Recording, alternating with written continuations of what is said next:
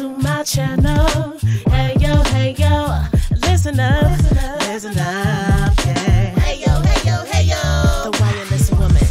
You in charge of the girls, right? I am in charge of the girls. Are you in charge of the girls? I am in charge of the girls. Okay. All right.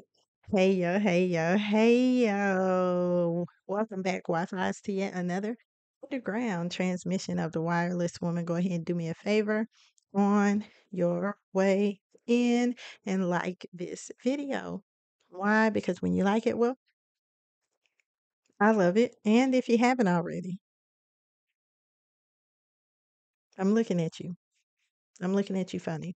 But if you haven't already, make sure you subscribe to this channel.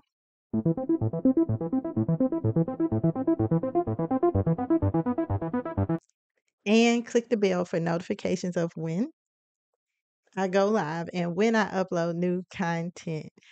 Listen, I was watching a video. It's probably old because y'all know I do not be up on current events. I even tried my current event series and I couldn't even stay up with it, man. These edits, they just take too long. Y'all gonna get content when I can give it to you. Give it to me.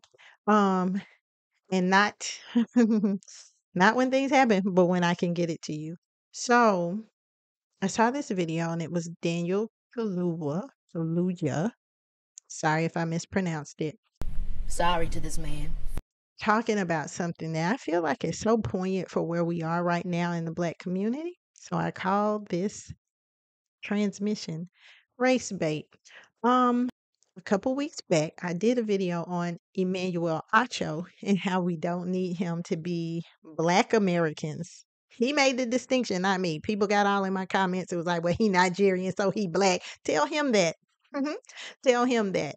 We don't need him to be Black people's anger translator for the whites. Okay? And Daniel Kaluuya and Daniel expounded on what my point was that got so, I guess, misconstrued. So I wanted to react to his video and say, see, that's what I meant. I love black people. Why are you asking someone that loves black people why people don't like black people? Blackness and racism are not synonyms to me. To me. It's not. You know what I'm saying? Yeah. So when white people are sitting me down and asking me, yo, how can I figure out this racism stuff? Why are you asking me?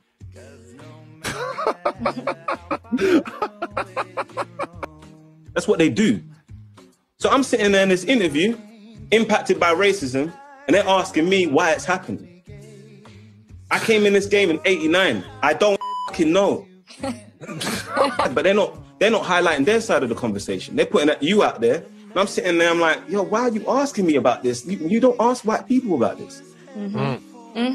We as Black people have to stop taking the race bait. Our experiential knowledge of Blackness does not change the racist machine. Okay? As a matter of fact, I did another video where I talked about why the narcissist is sometimes willing to go to therapy with you. And it's because they actually love to hear you recount the tales and the deeds of what they've done to you. It's a psychopathic trait, a narcissistic trait, where a person gets fulfillment out of the suffering that they've caused other people.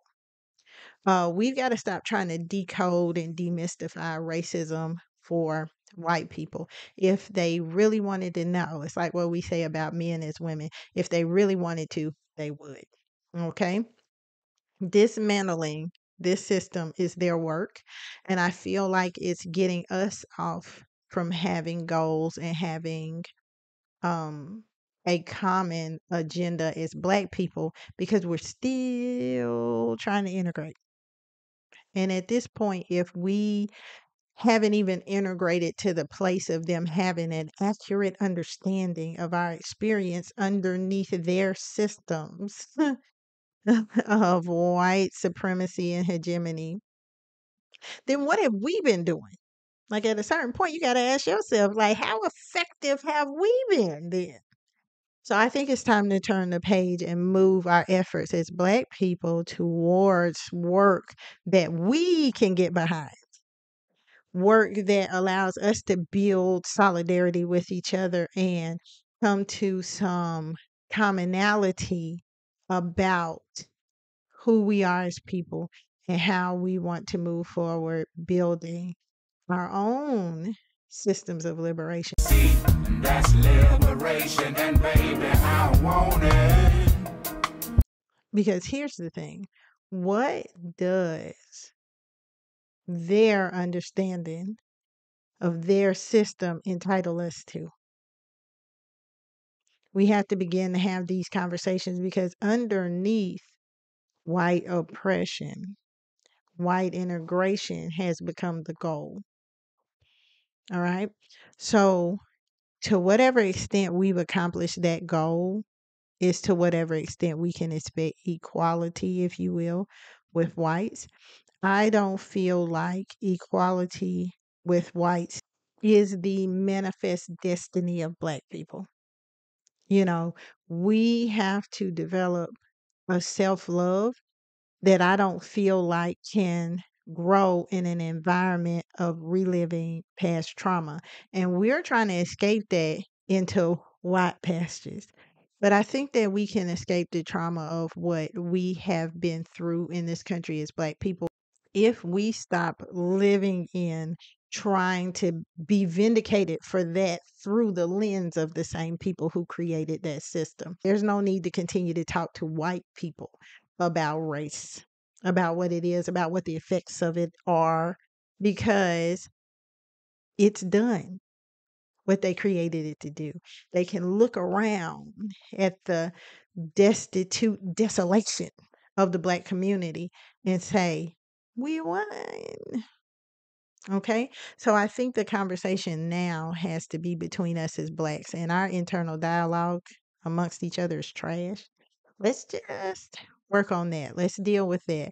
Let's get that part correct and get that part right, because how we have been portrayed and how they relate to us based on our Black racist experience in this country cannot be all that we know or all that they come to know about us. Let's create a new self-knowledge that empowers us to be able to move out into these spaces with a confidence, a self-assuredness, a pride in who we are as Black people that is not derived from their validation.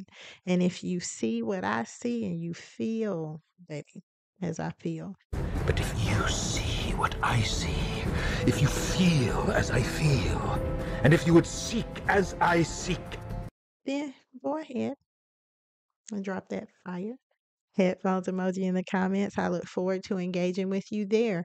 This Black dialogue conversation has to be FUBU, for us, by us. We are the beneficiaries of the Black experience in America. So now we get to decide for ourselves. It's called self-determination, what the destiny of all that struggle will end up looking like.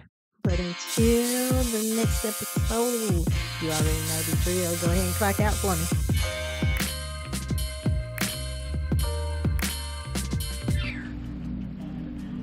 When they call, a hero's what we're going to give them.